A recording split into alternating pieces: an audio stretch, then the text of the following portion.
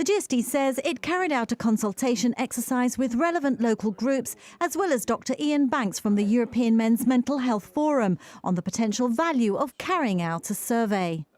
Well, the main aim is to try and obtain a glimpse of the inner feelings of our community, see how people actually feel, how they cope on a day-to-day, and what are the drivers that may have an impact in their emotions and stability. We've ranged it from examinations to having dependents who may be elderly, or any other sort of factors which may have an impact on your emotions on a day-to-day. The survey is completely anonymous, with the first part relating to general well-being and the second targeted at service users, families and friends. We did a lot of research looking at the Care Quality Commission in the UK, how they have surveyed members of the community in the UK, and also other well-being questionnaires and surveys which have been done around the world. And then we just collated all that information together.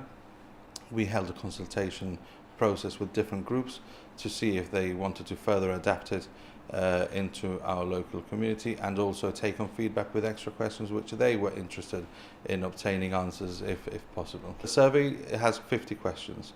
The first 17, I believe, are to do with the general well-being, and the rest are to do with the services and the current way that Gibraltar caters for mental health.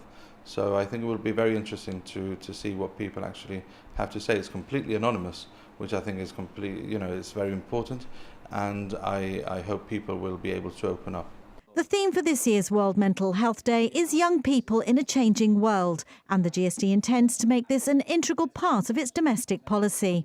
Well, we want to place mental health at the centre of our health services policy for the upcoming manifesto, and we will be preparing and devising this programme and hope to make further announcements in coming weeks. We think it's very important to give an impetus to mental health services, to do much more in the resources in this important area. Do you pledge to make available whatever funding or resources that's needed should you win the next election? Yes, absolutely, because this is such a sensitive area that affects so many families in unseen ways. The statistic from the World Health Organization is that half of mental health starts as young as 14, and we see youngsters that are affected by online technologies and social media that simply just cannot perhaps interact or handle the interaction in those fields, and are exposed to things that we were not exposed to when we were young. We've got to do much more